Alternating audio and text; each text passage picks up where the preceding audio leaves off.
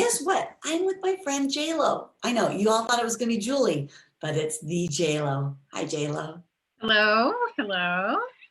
So I grabbed J-Lo over the weekend, making her work, because we wanted to talk to you about some work that we've been doing with our other friend, Beth Diedrich, about how to turn problems into possibilities. So J-Lo and I are going to role play this, and she's going to stop every once in a while and explain to us. And so maybe, Jen, before we get into the scenario, you and I kind of merged appreciative inquiry, neuroscience, I don't know, positive psychology, about 5 other things. And we have this name it, tame it, to reframe it. Maybe give us a quick overview about what we're going to see in here. Okay. So name it, tame it, reframe it is just a framework that we wanted to create to help us to understand how we might use the things that Kristie mentioned, like shifting our mindset, using appreciative inquiry to ask questions that move us into possibilities versus problems. And we created this to help us engage in a lot of self-leadership and self-reflection, self-compassion, and self-management. Okay.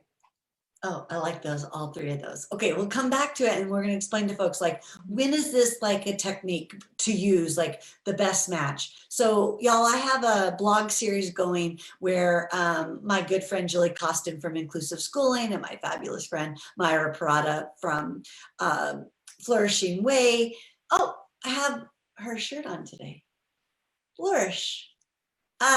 And J-Lo and I have come at it at solving problems from different perspectives. And so when J-Lo and I finish this quick sort of role play, we'll talk a little bit about why is this a good match, or when is it a good match, right, J-Lo? Because sometimes we can learn a technique, but it doesn't fit the situation, if you will. Okay.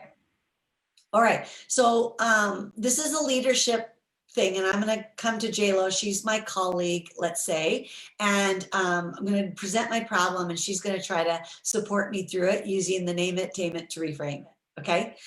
So J-Lo, I got that position that I was applying for. And so, as you know, I was super excited to get this leadership position in my district. However, there's kind of a problem. One of my good friends also applied for the position, and I got it. And now it's been about 3 months, and my colleague is like kind of distant and not engaged and really kind of unresponsive. And I know now I'm technically her boss and we were friends and colleagues before, but how can I get her to be more engaged? What can I do? Because, you know, she didn't get the job, I did. So I think that's a really interesting thought and perspective. What I might suggest right now is that you might want to take a moment and pause and think about what you're feeling, and maybe shift the focus onto what do you need most right now? What are you feeling right now? Well, I guess I'm feeling like a little bit, I feel bad, maybe, kind of, to be honest. I feel kind of bad that she didn't get the job. I know she was really hoping for it, but so was I. And then there's the other part of me, I'm a little bit annoyed because it's like, if I wouldn't have gotten the job, I wouldn't be behaving this way. And so what do you think you need to do right now to help yourself to work through those feelings? I hadn't thought about it, Jen. I just wanted her to be like more engaging. Right. But what do you think you need right now? What do you most need right now? Maybe validation. I don't know what the word is, but like assurance that they didn't get it wrong by hiring me. Oh, okay. So what do you know is true about the situation? Do you really feel like they got it wrong by hiring you in this role? I don't know. It feels kind of egotistical to say the best woman won. Okay. But you feel like you're deserving of the opportunity. Yeah, it's, again, kind of hard to say that. Well, what strengths do you have that make this role right for you?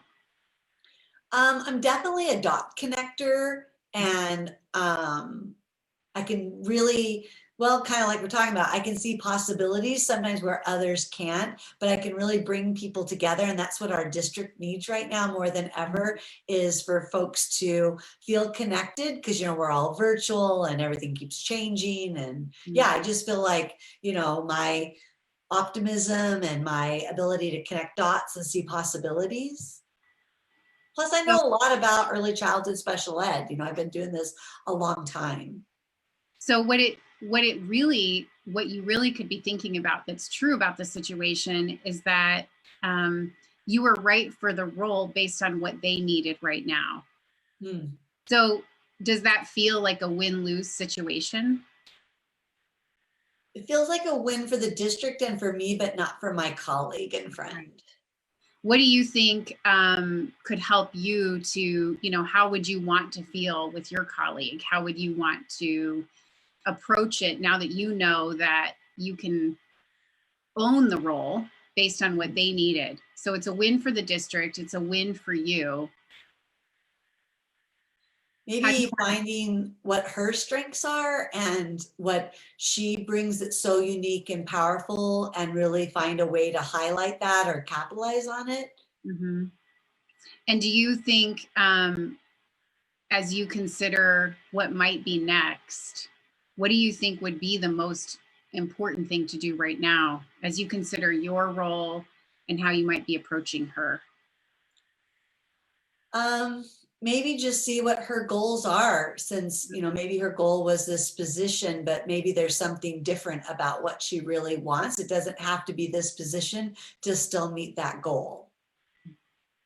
Okay. So, do you have one more for me? You want to? Yeah, I was just going to say, so what is one small action that you might want to take to move a step more toward your strengths and her strengths, so it feels more like a possibility for both of you to move forward positively?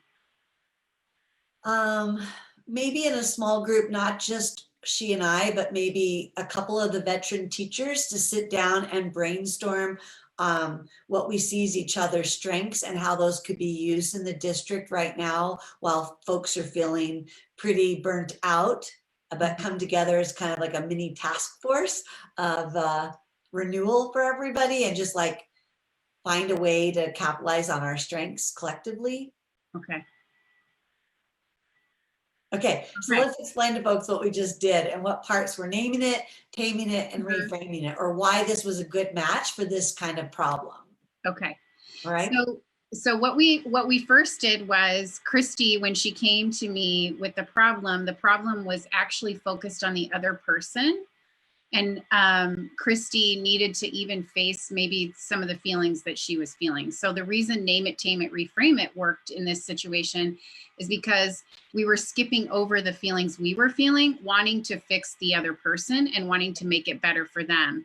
That is not necessarily a bad thing, but it can feel uncomfortable if we've gotten a promotion or we've done something and it feels like this win-lose situation, right? So we have to walk through our feelings a bit about that and own our own feelings. And part of the reason that that's important is because that's what allows us to start moving into what the new relationship could look like with this person.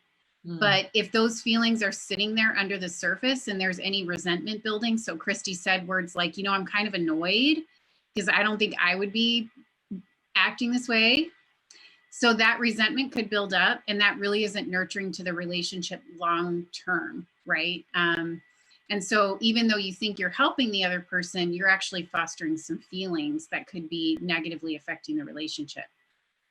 And so let's break down just as quickly as we can. What kinds of your questions were name it, the first part? Yeah. So if you remember back to what you asked me. Yes, absolutely. So the first thing was take a pause, step away from the situation so that you can actually start to see what you might need. So I asked, okay, let's just pause for a second, shift off of the other person, and let's look at what's going on for us. So pause or step away. The other thing is naming what you're feeling. What are you feeling right now? What's going on for you?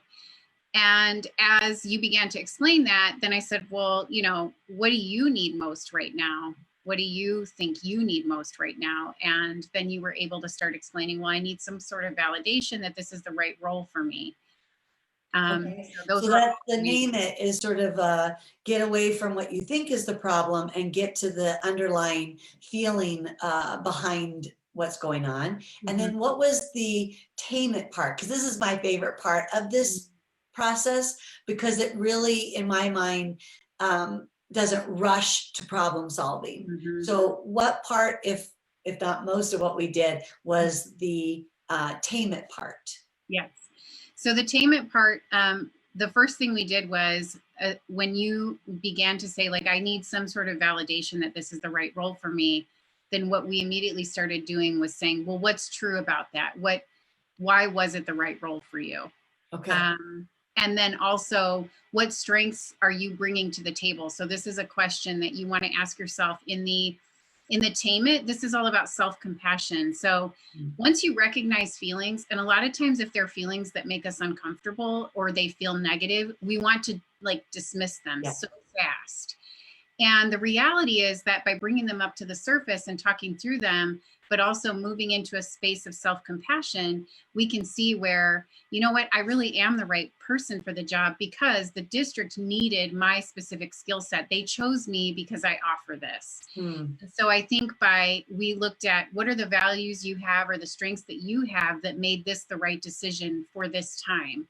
Okay. And so then what happened in this tame it situation is you could hang out there and start thinking about affirming what is the right thing for you, why it's the right role. You're thinking about what's actually true about the situation versus what you're believing about the situation, right? So you're believing all of a sudden now based on how she's reacting, you're believing that you were the wrong person. But when you get into truth, you're like, well, I really was the right person for the job because of this and this and this at this time. And you can sort out the problem and stick to what is true. And so we got all the way to the third step, which was to tame it.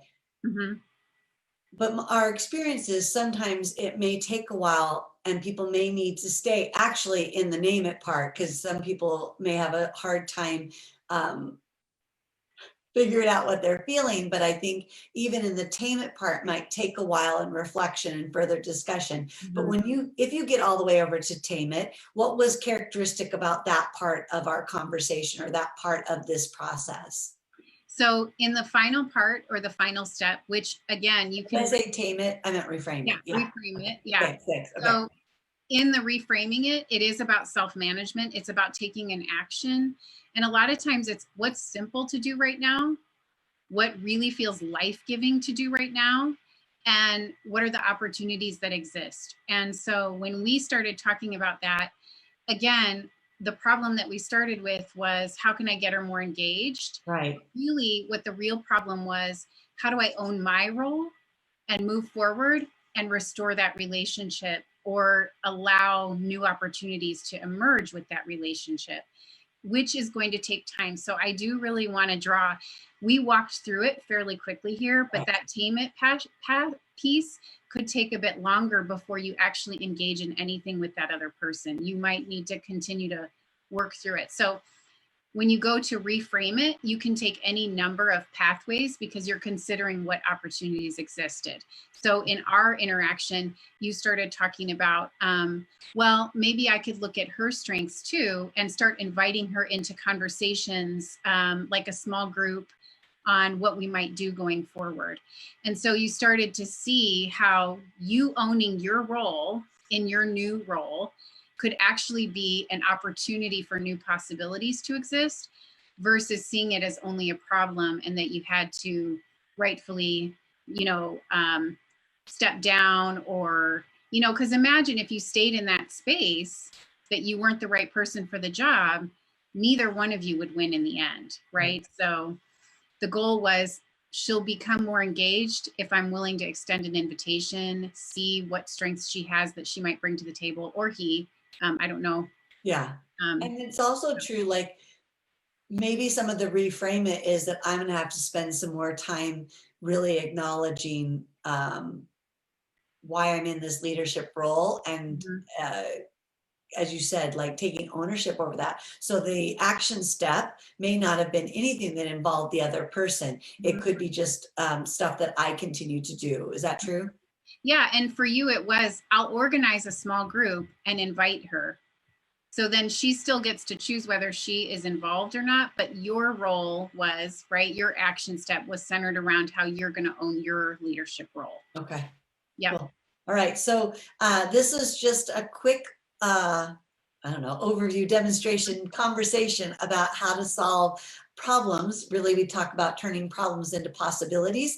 And JLo and I have a handout and a whole bunch of other resources. JLo's got some fun name it, tame it, reframe it cards, and I'll put the link in the chat here in Facebook and on YouTube so that folks can download those and learn more about how to reframe and turn any problem into a possibility. All right, so JLo, I'm just gonna hit end and then I'll Okay. see you later. Thank you. All right, thanks JLo.